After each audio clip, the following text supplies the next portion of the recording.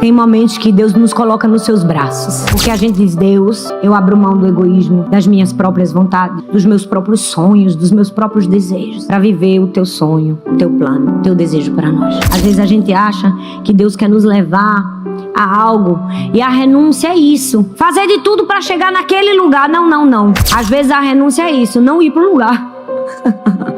Hoje eu quero compartilhar com você uma palavra muito forte e muito especial que Deus colocou no meu coração.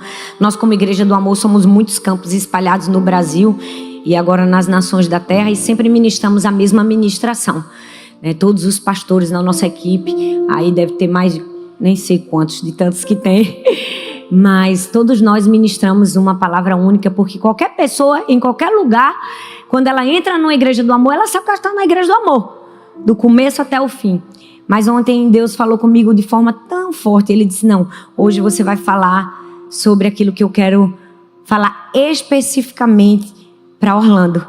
E eu falo isso com muito temor no meu coração. Eu tenho certeza. A presença dele já está aqui, a gente está sentindo. Verdade ou não? Mas eu sei que ele vai falar muito mais. Hoje eu quero falar sobre o poder da presença de Deus.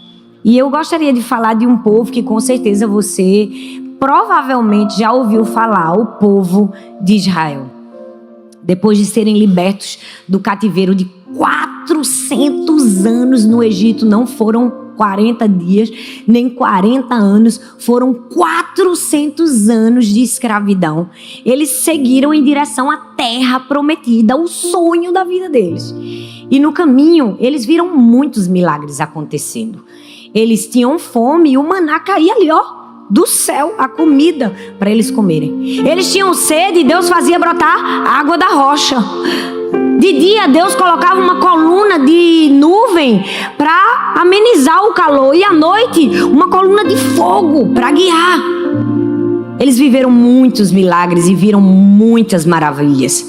Mas a verdade é que aquele povo que recebia tantos milagres e vivia tanto sobrenatural, não conheciam a fonte. Não conheciam a presença de Deus. E eu estou falando sobre algo que aconteceu há milhares de anos atrás, mas inevitavelmente e infelizmente, muitas vezes vivemos isso com tanta frequência hoje. A terceirização da presença de Deus. Porque sempre que o povo precisava de algo, o povo não corria para Deus. O povo corria para Moisés. Moisés era a figura que o povo terceirizava o que de fato eles precisavam. E eu me pergunto em que momento eu e você também não nos estamos assemelhando ao povo de Israel. Quanto mais a gente precisa de Deus, terminamos procurando Moisés na nossa vida. Terminamos procurando aqueles que nós achamos que são os detentores exclusivos da presença e do sobrenatural de Deus. Porque no fundo, infelizmente, a gente não quer parar para buscar por nós mesmos, para fazer por nós mesmos. Quantas pessoas estão se movendo e buscando um mover ali pontual, sobrenatural, porque não querem pagar o preço da dedicação diária. Quando acorda, quando vai dormir. E às vezes estamos correndo para tantos sentimentos e nos esquecemos que a fonte é o Senhor. Israel tinha visto muitos milagres, mas inacreditavelmente não conhecia o Deus dos milagres. E a verdade é que o Evangelho de Cristo Jesus, gente, não é sobre ver milagres. O Evangelho de Jesus é sobre conhecer a Deus.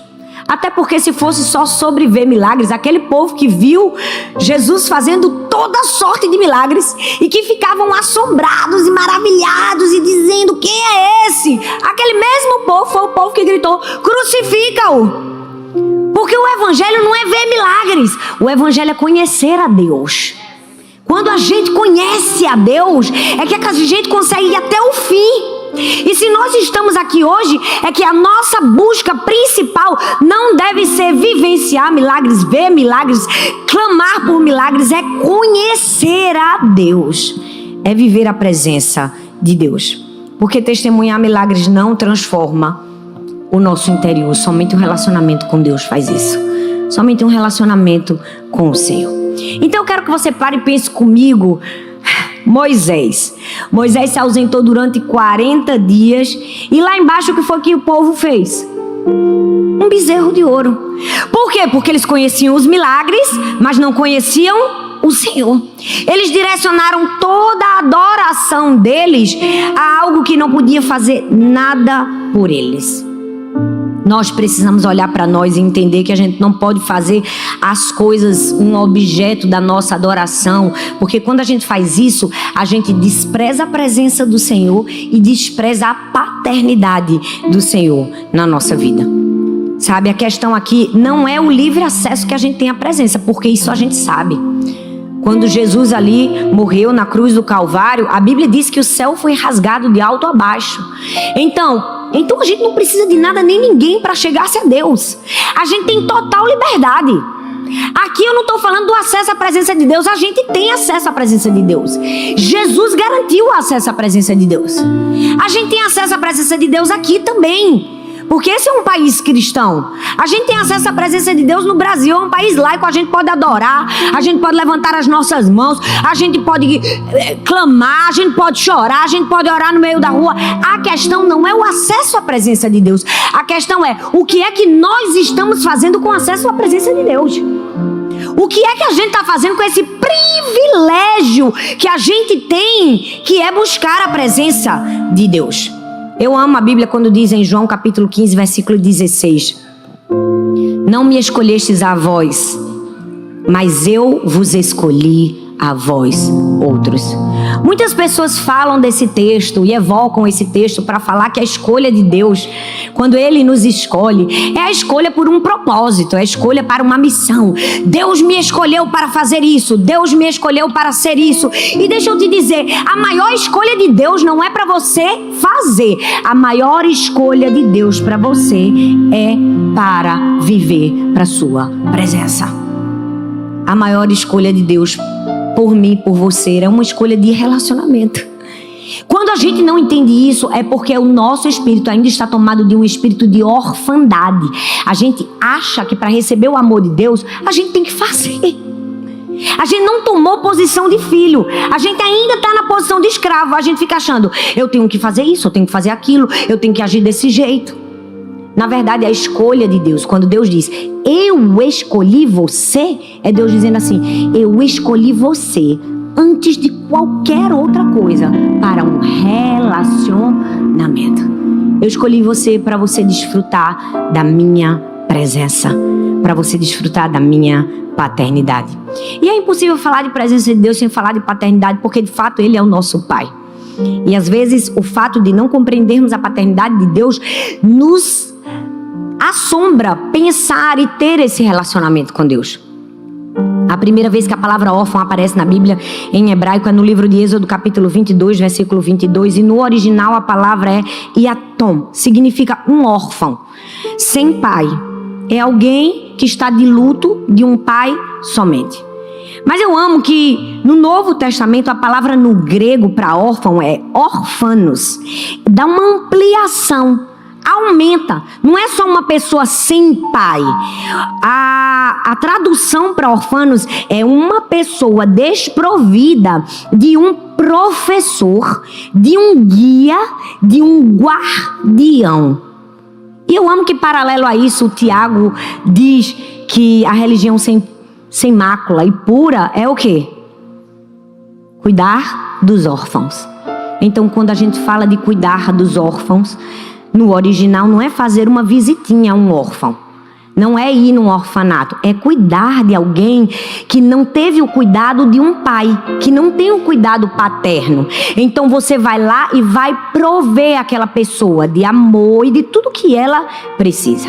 Então presta bastante atenção. Sempre que a gente diz que Deus é o nosso provedor, não é de dinheiro somente que nós estamos falando. Quando nós falamos que Deus é o nosso provedor, nós estamos falando de presença. A provisão maior de Deus na minha vida e na sua vida é a presença dele. A presença dele é aquilo que deve nos bastar e aquilo que deve ser a prioridade, o número 1 da nossa busca na vida. Deus é o nosso provedor. Se a gente pensar, eu amo mergulhar nas histórias bíblicas e a história de José é uma delas. Se a gente pensar em José no Egito, quando ele foi traído pelos seus irmãos e vendido como escravo, ele ficou sem pai terreno. Ficou ou não ficou, gente? Ficou não? Ficou ou não, gente? Ficou. Ficou sem o pai terreno e sem o cuidado do pai terreno. Mas ele não ficou sem a presença do Pai Celestial. Aonde ele estava? No poço, no palácio, na prisão, ele prosperava. Você percebeu isso? Ele estava nos lugares mais inóspitos. Quando tudo parecia dar errado, dava certo. Tudo fluía para que José fosse próspero, porque ele podia estar sem a presença, sem o cuidado do Pai terreno, mas ele tinha a presença do Pai Celestial. Então deixa eu te dizer, nenhuma adversidade da nossa vida, nenhuma circunstância difícil da nossa vida pode tirar de nós aquilo que é mais importante, a presença de Deus. Nenhuma circunstância difícil pode nos afastar da presença de Deus. Eu amo que ele disse, nunca te deixarei, jamais te abandonarei. Você hoje pode estar no momento mais feliz da sua vida. E você pode estar no momento mais difícil da sua vida. O Senhor está com você. Nunca te deixarei. Jamais te abandonarei. Hoje eu quero falar e fazer uma diferença entre ausência e presença. Em momentos difíceis, em tempos difíceis.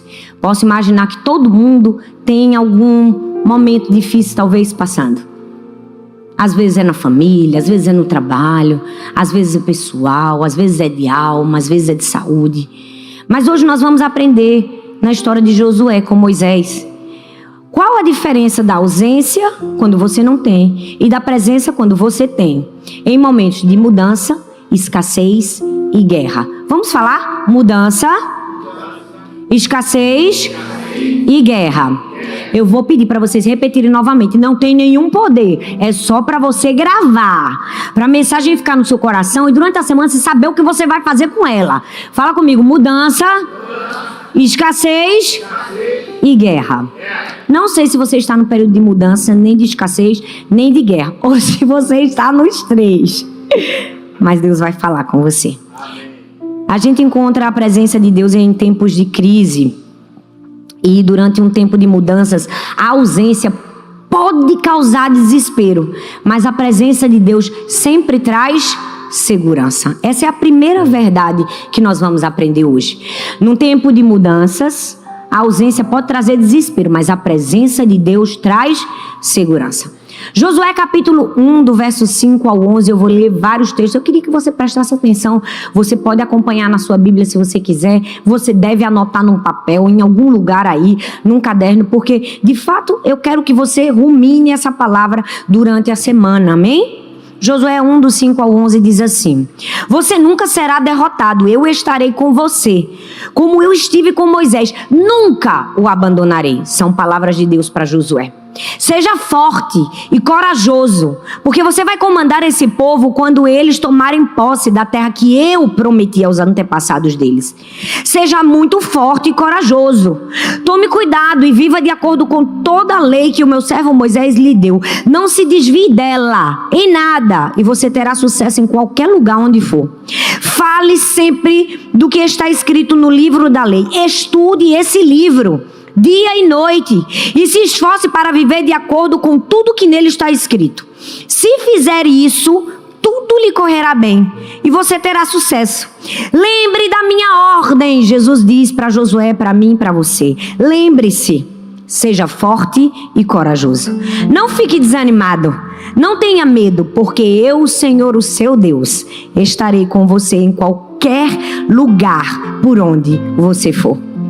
Então Josué ordenou aos líderes israelitas: vão pelo meio do acampamento, dando essa ordem ao povo: arranjem comida, porque daqui a 3 dias vocês vão atravessar o rio Jordão e tomar posse da terra que o Senhor, nosso Deus, lhes dá lá.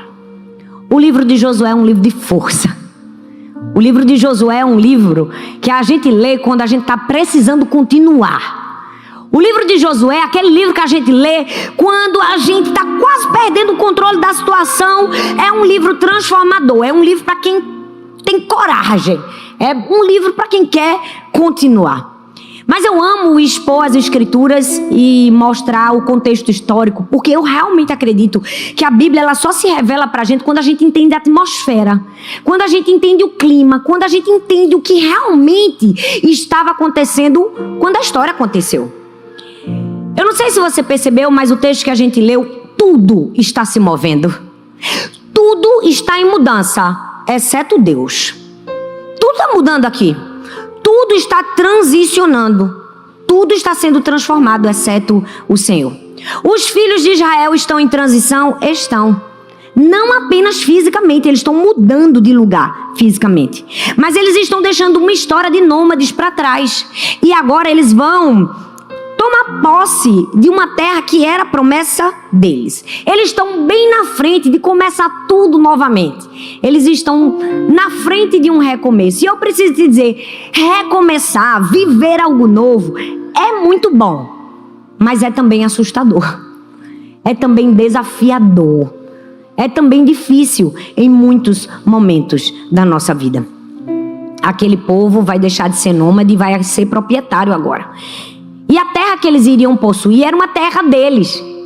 Era a casa deles. Mas eles nunca nem tinham botado o pé lá. Era uma terra que pertencia aos seus antepassados. Era uma promessa de Deus. Então era como se eles estivessem indo. Estou indo para a promessa de Deus, mas eu nunca vi a promessa de Deus. Eu não sei como vai ser a promessa de Deus. Sabe aquela coisa que você está dizendo assim, eu estou indo porque Deus mandou, porque essa é a terra que Deus disse que vai me abençoar, mas eu não consigo ver o futuro, porque eu não sei nem se eu consigo gostar ainda, porque de fato eu nunca nem estive lá. Era isso que estava acontecendo com o povo. Eles não tinham uma história naquela terra para olhar como um ponto de referência e acreditar que o futuro ia ser bom. A única coisa que eles sabiam era o quê? Que seria tudo novo. E para piorar toda essa situação, essa transição, essa mudança, eles estavam fazendo essa mudança agora sem um líder. Moisés havia morrido. E talvez você pense assim, meu Deus, Thalita, você vai me falar de presença de Deus? Você vai pregar sobre presença de Deus na morte? Vou, porque foi assim que eu conheci a presença de Deus. Na morte, na ausência. Sabe, quando a gente enfrenta uma situação difícil como essa que os israelitas enfrentaram, um momento de mudanças, a gente vai ter que tirar algumas muletas da nossa vida. Porque quando a gente está se mudando, e de mudança a gente entende, verdade ou não, a gente tem algumas muletas que a gente carrega no processo da mudança. A primeira muleta é a muleta da vitimização. A Bíblia diz em Deuteronômio capítulo 34, versículo 8. Os israelitas choraram Moisés nas campinas de Moabe durante 30 dias. Até passar o período de pranto e de luto. Eles choraram quanto tempo, gente? 30 dias. Um mês inteiro eles só choravam. Era compreensível? Totalmente compreensível. Eles tinham acabado de perder Moisés. Moisés não era qualquer pessoa, gente. Moisés era um grande líder. Moisés era um homem cheio da presença de Deus. Eu costumo dizer Moisés e ficava na prateleira de cima. Moisés não era feito a gente não, meros mortais não. O próprio Deus fala isso. Ele disse assim, ó, com os outros profetas eu falo por sonhos e visões. Com Moisés eu falo como? Face a face. Moisés era diferente. E tudo que aquele povo conhecia de Deus vinha através de Moisés. Para comigo e pensa, não deve ter sido fácil para eles. Eles perderam algo muito grande, eles perderam Moisés. Moisés foi o líder deles por 40 anos. Foi Moisés que estendeu a vara e o mar se abriu. Foi Moisés que estabeleceu a aliança da lei. Foi Moisés que compartilhou os planos para o tabernáculo. Foi Moisés que orou e o maná caiu do céu quando eles estavam com fome. Foi Moisés que tornou as águas amargas em doce. Foi Moisés que declarou o poder de Deus. E a coluna de nuvem veio e a coluna de fogo também veio. Foi Moisés que escreveu os 10 mandamentos. Foi Moisés que orou e os montes tremeram, mas não foram consumidos. Foi Moisés que tirou a lepra da irmã, como eu preguei recentemente aqui na igreja. Foi Moisés que orou, que intercedeu por aquele povo que ficou na brecha. Foi Moisés. Tudo que eles tinham e que eles sabiam sobre Deus tinha vindo através de Moisés. E agora aquele povo estava assim tentando entender quem somos nós sem Moisés. Eu não sei se você está conseguindo entender o que eu estou te dizendo, mas em um período de mudança, quando nós temos um Moisés e a gente perde, a gente diz assim, e agora? Quem sou eu sem Moisés? De fato, eles não sabiam o que tinha acontecido, nem sequer o corpo de Moisés eles puderam enterrar porque o Senhor tomou para si. A única coisa que eles sabiam é que Moisés tinha morrido. E quando eles souberam, choraram, lamentaram, só choraram. Mas Deus permite pra gente um tempo de choro. Só que o problema deles é que eles não fizeram nada além de chorar. Eu fico imaginando Deus no céu. Gente, Deus é um Deus tão bom. Ele é um pai. Pai que é pai, deixa o filho chorar. Esse negócio de engole o choro, isso é de uma geração que não deveria falar isso nunca para uma criança. O pai, quando o filho está sofrendo, diz, chora, meu filho. Mas ele também diz, continue fazendo o que você precisa fazer. Eu não sei se você está aqui nesse tempo de choro pensando assim, e agora? Olha, Deus te trouxe aqui para te dizer, você pode chorar, mas não pode parar. É Deus dizendo assim, eu te dou o tempo do choro, mas não te dou o tempo da vitimização. Você pode chorar por um momento, mas nunca vai ser para sempre. Aquele povo tinha perdido o líder, eles estavam sofrendo, eles estavam chorando.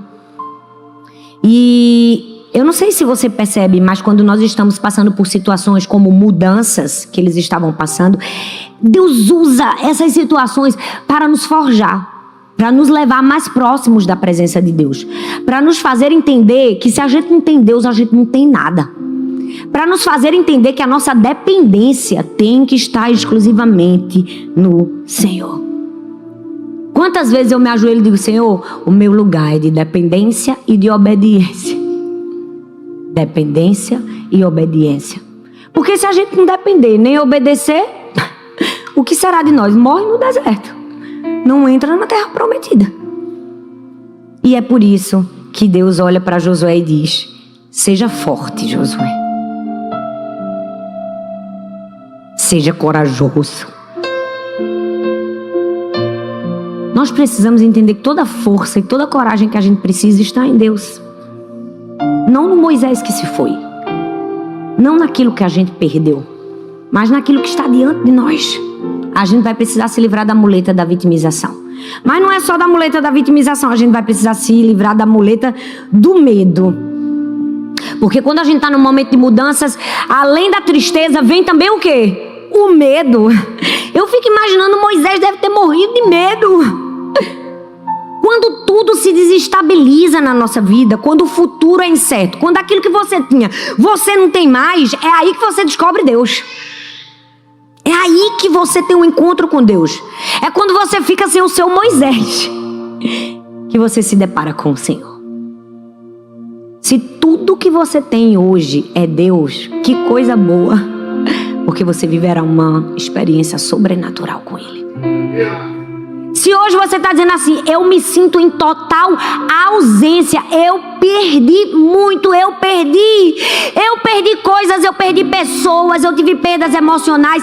Que grande notícia é, você não perdeu o Senhor, você não perdeu a presença, você ainda tem acesso.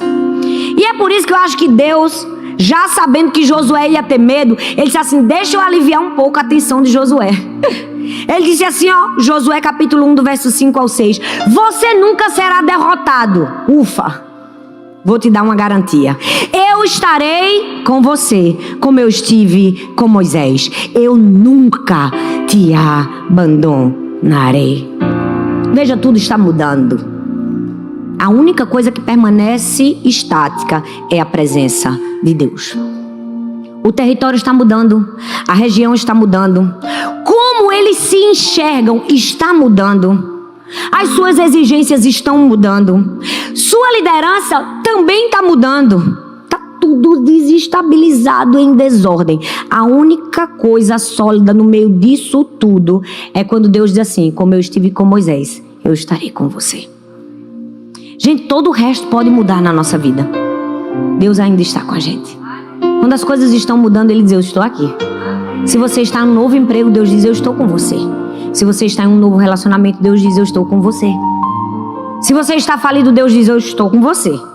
Se você está no melhor momento da sua vida, Deus diz: eu também estou com você. Se você está em solidão, Deus diz: eu estou com você. Se você está em ausências, Ele diz: eu permaneço com você, porque eu sou uma presença que nunca vai embora. Tudo na nossa vida pode mudar, Deus nunca vai mudar. Ele é o absoluto em todas as variáveis da nossa vida. A presença dele permanece. E essa mensagem é para quem? É para mim. É para você. Essa mensagem é para aqueles que decidem seguir em frente.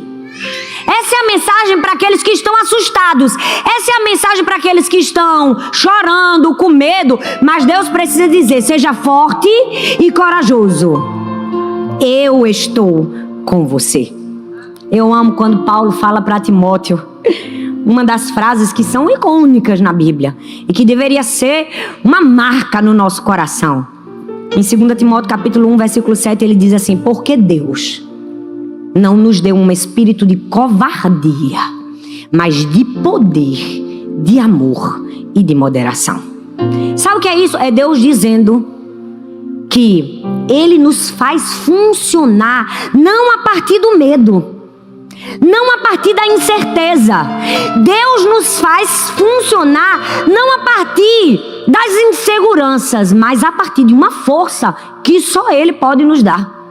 Ele está dizendo: eu capacito você para isso. E deixa eu te dizer mais alguma coisa. Nesse período de mudança, eles estavam indo para uma terra. E nessa terra manava leite e mel? Sim.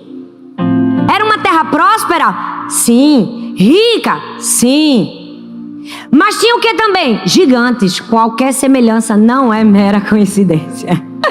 Vocês estão compreendendo o que eu estou falando? Era uma terra de gigantes. Era uma terra de gigantes, gente. E eu fico imaginando o coitado do Josué pegando a liderança para levar o povo para uma terra de gigantes. Eu não sei vocês, gente, mas já dá um pouco de medo. Eu só tenho 1,60 m. Hoje ainda estou um pouco maior, porque coloquei um pequeno salto.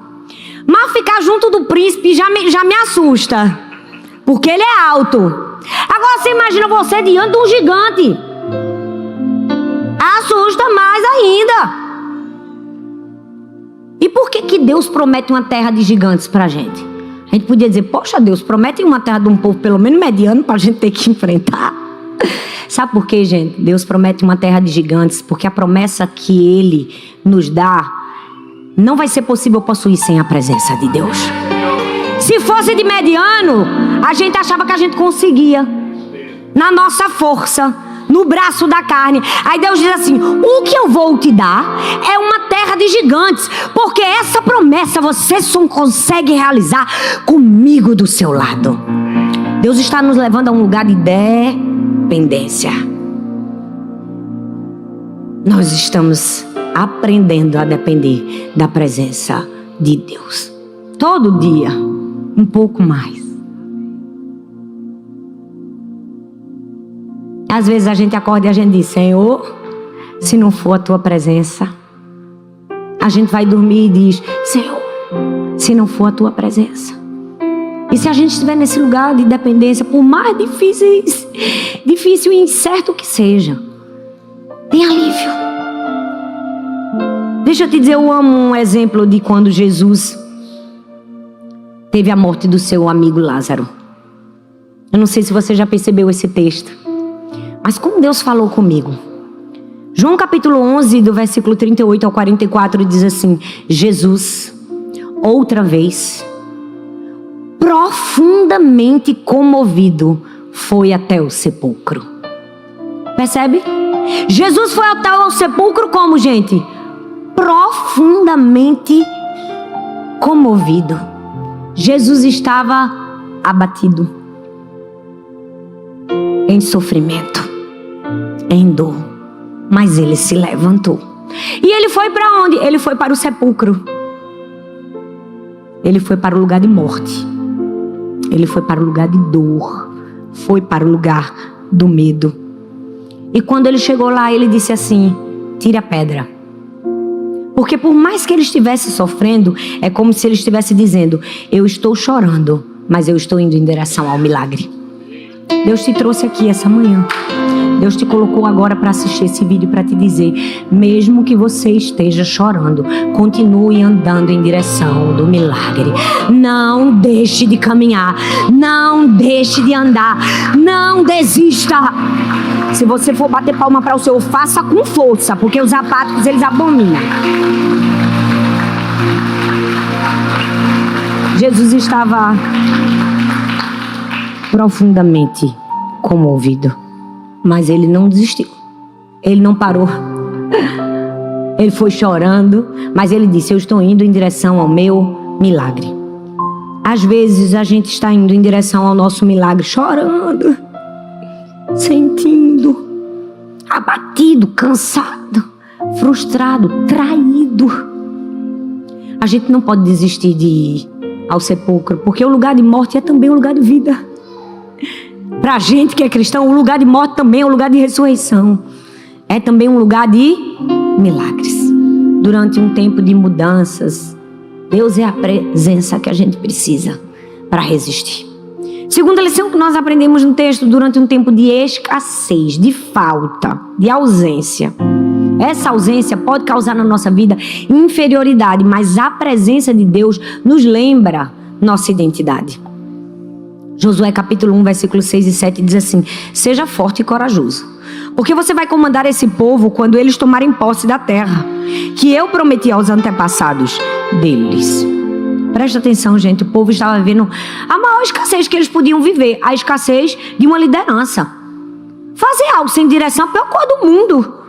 Coisa ruim é você não ter um norte, não saber para onde ir. E para a gente entender o que se passava na cabeça de Josué, a gente precisa mergulhar no que significava o relacionamento de Josué com Moisés. Josué era o aprendiz de Moisés. Moisés passou a vida inteira derramando sobre a vida de Josué, treinando Josué, dando a Josué sabedoria, entendimento, ensinando. Mas era só Moisés que dava? Não, Josué também dava de volta. Porque Josué era jovem, ele tinha força, ele tinha vigor. Então, Moisés dava sabedoria e Josué dava força. Josué dizia: a gente vai possuir, a gente vai entrar. 40 anos! 40 anos que Josué ficava falando para Moisés: a gente vai entrar na terra prometida. Eu tô contigo. Eu sou a força que você precisa. E Moisés estava dizendo assim: Josué, eu sou a sabedoria que você precisa quando um dia você tiver que liderar esse povo. Eu derramo sobre você aquilo que eu tenho de mais precioso: a presença de Deus. Essa foi a maior herança que Moisés deixou para Josué. Mas sabe o que é que acontece, gente? Num tempo de falta, porque todo mundo tem um tempo de falta na vida. Falta seja lá do quê? Eu não sei qual é a ausência da sua vida, mas num tempo de ausência, geralmente a gente faz comparações. E é nesse momento que Deus diz assim: a gente tem que abrir mão do cajado da comparação. E você vai entender por quê. Êxodo capítulo 4, versículo 17 diz assim: e leve na mão essa vara, com ela você fará sinais miraculosos. A vara, o cajado, era um instrumento do pastor. Era o símbolo da autoridade do pastor de ovelhas. E ela também é uma representação da posição de liderança. Por isso que na nossa igreja, na Igreja do Amor, quando consagramos alguém para o ministério pastoral, no altar ele recebe a Bíblia e recebe um cajado. É um símbolo de autoridade, de cuidado, de liderança, de pastoreio. E Moisés tinha um cajado. E Deus tinha prometido a ele: com esse cajado você fará sinais miraculosos. E ele fez? Fez. Deus usou a vara de Moisés para convencer que o povo hebreu era o melhor. Quando a vara vira serpente, engole a serpente dos magos. Usou a vara para abrir o mar. Usou a vara para escolher a tribo de Levi para o sacerdócio de Arão como sumo sacerdote. O cajado e a vara foi um instrumento que Deus deu para quem? Para Moisés, para ele vencer alguns desafios. Deus deu a Moisés um cajado. que fazia sinais miraculosos. E para Josué ele deu o quê? Nada. Não deu nada. Poxa, ele não passou também não como herança o cajado? Não, passou não. Eu não sei você, mas eu acharia e consideraria uma ajuda em tanto ter uma varinha dessa, que abre mar, que engole cobra. Se eu fosse receber a liderança um dia e o meu professor tivesse uma varinha dessa, eu disse, deixe pra mim. Uma hora eu vou precisar dessa varinha. Mas ele recebeu não. Por que ele não recebeu? Por que Deus não deu para Josué a vara de Moisés? Porque Deus não amava Josué? Porque Deus não se importava com o que ia acontecer com ele? Porque Deus não queria mostrar para as pessoas que ele agora era autoridade? Foi isso? Foi não. Veja que lindo. Deus não deu a vara para Josué porque ele estava iniciando uma nova temporada na vida do povo de Israel. Deus estava dizendo assim: a partir de agora, tudo o que vocês precisam é a presença. É a minha presença. Se você tivesse precisando de alguma outra coisa, eu teria dado. Se precisasse do cajado, eu daria. Mas eu não te dou o cajado porque eu quero que você entenda que tudo que você precisa sou eu. Às vezes a gente está dizendo: Deus, o Senhor não deixou nenhum cajado comigo. Deus está dizendo: é porque a minha presença te basta. A minha graça é suficiente para você. Deus está dizendo: para de olhar para a sua mão. Para de olhar para a mão que tem no outro, para o cajado que está na mão de Moisés. Com você é diferente. Com você vai precisar de dependência e caminhar com esse povo na dependência. A minha pergunta para mim e para você é: o que é que tem funcionado como o nosso cajado? O que a gente está se apoiando? A gente está pensando que é o que falta na nossa mão para a gente vencer? A gente acha que é o quê? Que é dinheiro? Que é uma casa? Que é um documento? O que a gente está achando que é o cajado? Quando Deus está dizendo: a minha presença é suficiente para você. Tudo que nós precisamos é a presença de Deus. Você não precisa de um cajado quando você tem a presença de Deus. Então, em tempos de escassez, abra mão do cajado da comparação. Abra mão também do cajado do egoísmo. Porque agora Deus estava instituindo Moisés como líder. Moisés agora era o líder júnior. Ele deixou de ser estagiário, gente. Foi contratado. É muito fácil ser ajudante. Agora assume o peso da liderança para você ver. Uma coisa é você auxiliar. Auxiliar, nenhuma culpa está nas suas costas. Nada depende de você. Outra coisa é você ter o peso de liderar. Nós temos muitos auxiliares e muitos ajudantes. Mas quando tudo dá errado, o peso cai sobre nós. Se der certo, amém. Mas também se não der, quem tem que consertar quando os outros fazem uma besteira é o líder.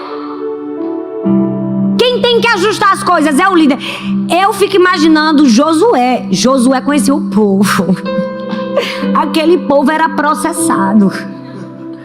Aquele povo deu trabalho para Moisés? Deu! Era um povo fácil? Não era. Era um povo acostumado com comidinha, aguinha na boca? Era. Fico imaginando Josué dizendo assim: Deus, que me livre, que eu não quero liderar esse povo sem Moisés. Tô fora, Deus. Não é? Você pensa que é só a gente que pensa? Tenho certeza que Josué também pensou. E é aí que a gente vai precisar abrir mão do egoísmo. Porque a gente vai precisar entender que quando Deus nos comissiona, é por causa de pessoas e para pessoas. Josué, eu sei que você está nervoso, Josué. Eu sei que você está com medo, Josué. Mas não é sobre você. É sobre pessoas. Veja bem, não foi um pedido, foi uma ordem. Não foi uma sugestão. Não sei se você conseguiu entender a profundidade do que eu estou falando para você. Mas tem momentos na nossa vida que a gente não vai ter escolha. A única escolha que a gente vai ter é obedecer. A nossa escolha é a escolha de Deus pra gente. Sempre vai ser. Sempre. A nossa escolha, e eu falo isso não com orgulho, eu falo isso com muito temor no meu coração, é entender que quem sustenta a gente é Deus. Quem guia a gente é Deus. Deus diz, vai pra cá, a gente vai. Deus diz, vai pra lá, a gente vai. Volta, volta. Para. Vai. Descansa. Come, bebe e continua. Gente, Deus não é estático, não. O problema é que a gente vive uma estaçãozinha boa, a gente diz assim, eu quero essa pro resto da minha vida. Rapaz, era tão bom. Mas nem na vida é assim. A gente tem primavera, verão, outono e inverno. Teve muitos momentos na minha vida que tudo que eu precisei foi ser forte e corajosa. Porque se eu não fosse, eu ia sucumbir. Eu costumo dizer que tem momentos que a gente carrega a força de Deus, mas tem momentos que a força de Deus nos carrega. Tem momentos que Deus nos coloca nos seus braços. Porque a gente diz, Deus, eu abro mão do egoísmo, das minhas próprias vontades, dos meus próprios sonhos, dos meus próprios desejos, para viver o teu sonho, o teu plano, o teu desejo para nós. Às vezes a gente acha que Deus quer nos levar a algo, e a renúncia é isso.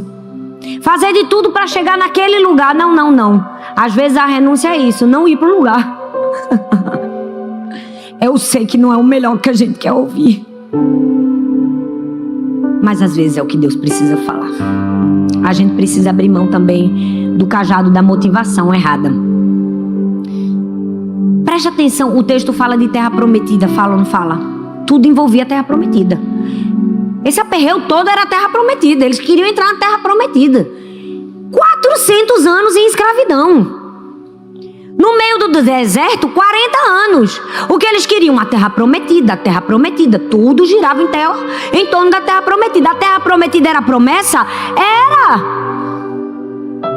Mas deixa eu te dizer algo aqui, ó. A terra prometida era o lugar? Não. A terra prometida era a presença de Deus. Às vezes, a gente acha que a terra prometida é um lugar. A terra prometida, na verdade, é a presença que não se ausenta. Olha a maior terra prometida aqui, ó. Eu não vou te abandonar. Isso aqui é a terra prometida. Você não está compreendendo o que eu estou te dizendo. A terra prometida é Deus olhar para você e dizer, eu estou com você. Assim como eu estive com Moisés, eu estarei com você. Se você não se apoiar na presença de Deus e se apoiar em qualquer outra coisa, quando você perder essa coisa, tudo ruim na sua vida. Mas quando você se apoia na presença de Deus, tudo no devido tempo se constrói na sua vida. No devido tempo. No devido tempo. A única coisa que ninguém pode tirar da gente é a presença. Você percebeu que tudo é mutável na nossa vida hoje? Hoje você pode ter muito dinheiro no banco. Se acontecer um blackout aí no mundo, como os loucos dizem, loucos não, que eu não vou nem usar essa palavra, como alguns previsíveis dizem, perdeu tudo. Se você perder sua casa, perdeu. Se acontecer um acidente, perdeu. A única coisa que é seguro pra gente é a presença de Deus. E eu aprendi no meio da dor e do sofrimento. Eu aprendi quando a minha filha morreu, que se eu posso adorar a Deus no pior dia da minha vida, eu posso adorar em todos os outros. Se a gente pode entregar um sacrifício de louvor a Deus no momento difícil da nossa vida, é uma habilitação para fazer em todos os outros. A gente pensa, Deus, agora não dá mais. Aí Deus diz assim, olha para trás. Em algum momento tu já passou por uma coisa pior e você está aumentando algo que lá atrás você venceu algo muito maior. O problema é que quando a gente está em dor e sofrimento, a gente não consegue perceber. A gente não consegue buscar, procurar. Josué capítulo 1, versículo 8 diz assim, eu quero que você diga ao meu povo para meditar na minha palavra dia e noite. O que é isso? Abra mão, Josué, da motivação errada. Eu quero que sua prioridade seja me agradar e deleitar-se nisso. Eu quero que sua prioridade, Josué, seja meditar na lei do Senhor, ler a Bíblia, buscar a Deus. E vamos falar a verdade, ninguém quer ser amado pelo que faz. Todo mundo quer ser amado pelo que é. Por que você pensa que com Deus é diferente? Por que a gente entrega para Deus um amor baseado no que Ele pode nos dar e não por aquilo que Ele é na nossa vida? Se você quer ser amado por aquilo que você é, não pelo que você tem, nem pelo que você faz, entenda, com Deus é a mesma coisa. A gente não pode fazer de Deus um objeto de troca, gente. Não é mercadoria. Mesmo que em muitos lugares, e às vezes até igrejas, se pregue isso. Um Deus que está ali para te dar, para te dar, para te dar. Esse não é o nosso Deus. A gente tem que entender que tudo que a gente precisa é de Deus. E Deus está dizendo assim: o evangelho não é de troca. Josué, eu quero ter certeza que você está nessa, Josué, pela motivação certa. Quero ter certeza que você está aí para fazer o que você precisa fazer. Porque se você, Josué, me ama pelo que eu sou, eu posso te dar o que eu tenho. A maneira de conseguir o que eu tenho é amar quem eu sou. A maneira de conseguir aquilo que Deus tem para nós é amar quem Ele é. Não tem outro caminho, gente. Não tem outra saída. Não tem. Eu aprendi que as disciplinas espirituais nos estabilizam no meio da instabilidade. Quando tudo está instável, é a oração, é a leitura da palavra que estabiliza a nossa alma. Porque quando a gente lê a Bíblia, ela lava a gente. Ela vem purificando, ela vem lavando, ela vem tirando o medo, a insegurança, a tristeza, a frustração, a motivação errada, a comparação. Aí a gente respira de volta, levanta a cabeça e continua mais um dia. E por fim, a última lição do texto é que durante um tempo de guerra, porque a gente não só vive escassez nem mudança, a gente também vive umas guerrinhas de vez em quando, verdade ou não? Verdade ou não, gente? Sim. Durante um tempo de guerra, a ausência pode causar passividade na nossa vida, mas é a presença de Deus que nos dá força para agir. Eu preciso te dizer uma coisa, assim como foi com Josué e o povo, nós estamos numa guerra. Só que entenda, a nossa luta é forjada, a gente já sabe o fim. A gente já sabe o resultado. A gente só perde se a gente não entrar no ringue. Porque quem garante a nossa vitória é Deus. É o tipo de guerra que a gente enfrenta, a gente luta, é WO, não é assim que chama? WO? É isso aí. É isso aí. Você quer passar na cabeça da gente? Que a gente fica pensando assim, eu vou perder. Como que você vai perder a guerra se quem vai à sua frente é o Senhor? Se a guerra que você está enfrentando, Deus está do seu lado, Ele sobe no ringue. Você sobe no ringue e Ele dá o checkmate. Como é o nome daquilo? Sei não, derruba o oponente. Como?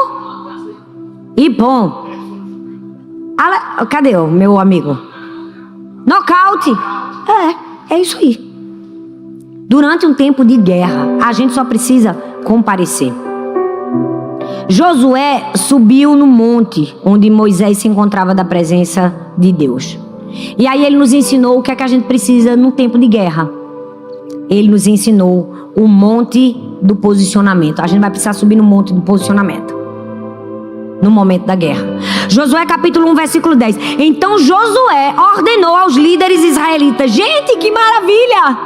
Deus deu uma orientação para Josué. A gente pensa que ele ficou desnorteado. Ficou nada. Josué não ficou assim, será que foi Deus mesmo que falou comigo? Será que a ligação era para outra pessoa? Não! Na hora que Deus deu a orientação para ele, o que foi que ele fez? Ele ordenou aos líderes israelitas.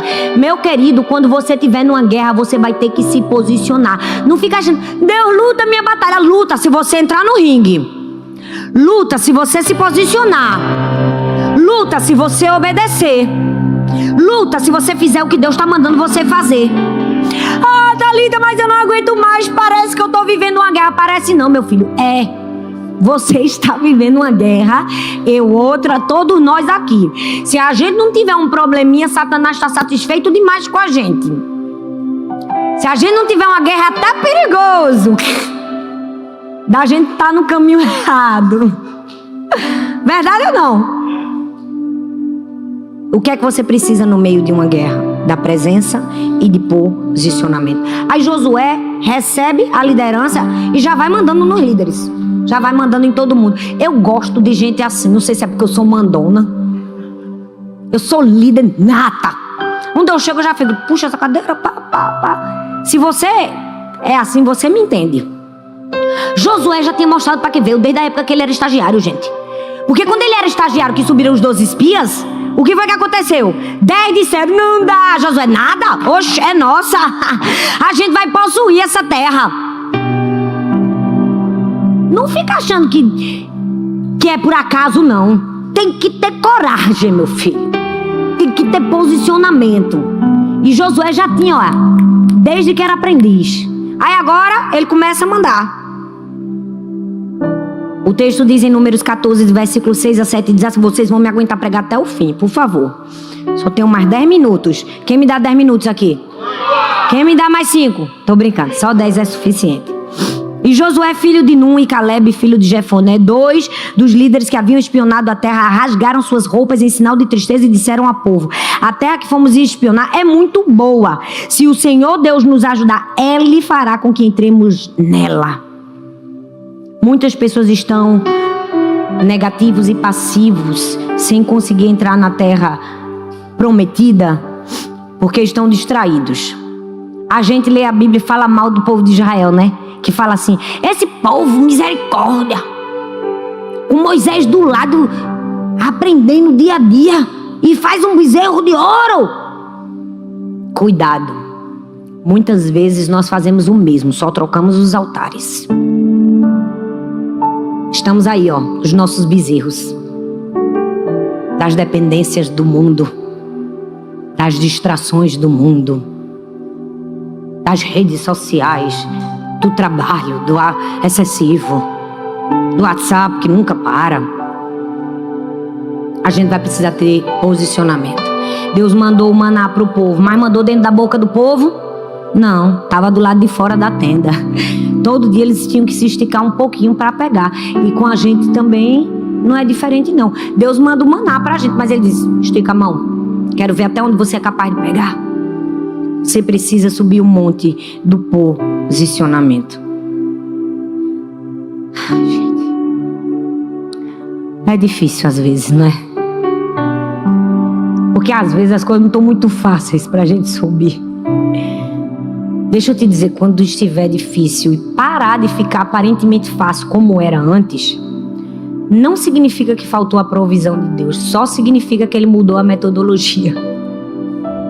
Tem alguma coisa que Ele está tentando ensinar. E qual é o meu papel e o seu? Descobrir. Como? Querida, querido, busque ao Senhor. Dobre seus joelhos e diga, Senhor, eu não saio daqui. Eu não saio daqui sem a Tua presença. A gente precisa de dependência de Deus para subir o monte do propósito também.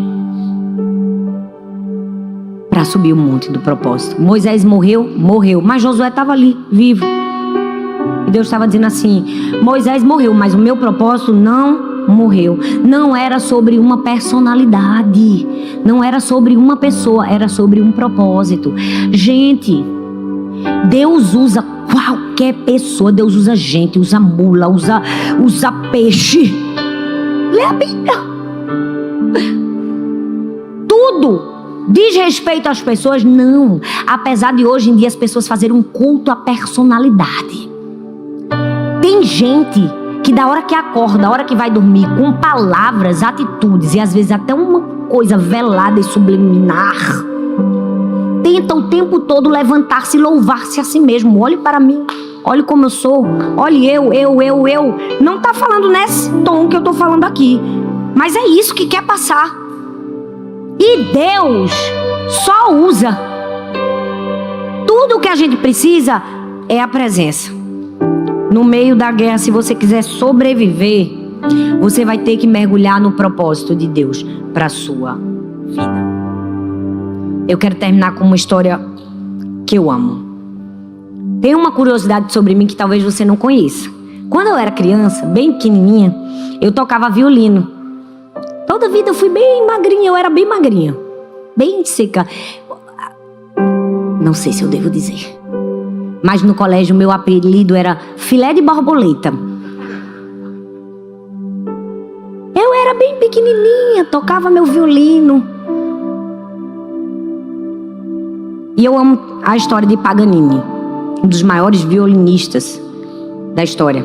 A história conta que quando ele entrou na Ópera de Paris, e vamos falar a verdade, que a Ópera de Paris é um negócio suntuoso.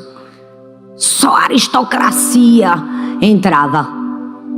Eu já fui. Quem pagou o ingresso foi a minha irmã. Eu estava de férias, ela morava em Paris. De tênis e calça jeans. Eu e Arthur. Entramos naquele teatro com aquelas mulheres com aquelas roupas chiquérrimas, casacos de pelo, e eu pensei, minha cadeira tá paga, né? Vou sentar. Sentei, assisti um espetáculo. Nesse lugar suntuoso, onde só a aristocracia sentava na época de Paganini, ele foi se apresentar e começou a afinar o violino. Só que quando ele começou a afinar o violino, uma corda se partiu, as pessoas riram. Depois ele continuou afinando, outra corda se partiu. Não sei se você sabe, mas violino só tem 4. E mais uma vez, ainda afinando, a terceira corda se partiu. Agora, o clima já era de tensão. Sobrou apenas uma corda. E a história conta que com aquela única corda, Paganini pegou seu violino e tirou dela uma linda melodia. Um violino quebrado, mas um violino nas mãos do mestre. Nós somos esse violino.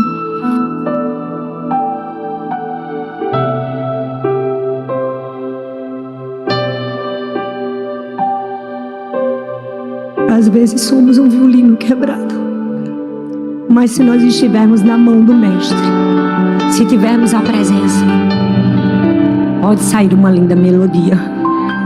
Eu vim aqui para te dizer hoje, você não precisa de 4 cordas. Se você estiver nas mãos do mestre, pode sair uma linda melodia da sua vida. Eu vou encerrar com uma frase que eu ouvi tão profunda há muitos anos atrás e eu guardo ela comigo.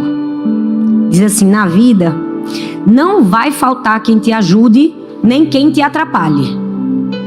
Não vai faltar quem te abençoe nem quem te amaldiçoe. Não vai faltar quem te honre nem quem te traia. Deus garante os seus traidores e os seus ajudadores. Deus vai garantir os que dificultam a sua vida e os que ajudam a sua vida. Por fim, Deus vai fazer isso para que você seja uma pessoa completa. Deus vai garantir isso para a gente ser uma pessoa completa. Deixa eu te dizer, a gente não está brincando de passar pela vida. A gente está aqui para aprender. Vai ter gente para ajudar e vai ter gente para atrapalhar, para honrar e para maldizer, para valorizar e para fingir que seu esforço não é nada. Vai ter gente para falar bem e gente para falar mal. Vai ter cajado na mão e ausência de cajado na mão. Vai ter recurso e tem hora que não vai ter recurso. Mas nunca vai faltar a presença. Fique em pé no seu lugar. Se você pode, eu quero que nada te distraia nesse momento. Eu quero que você derrame a sua alma diante do Senhor. Isso. Quero que você se derrame. Eu já fechei.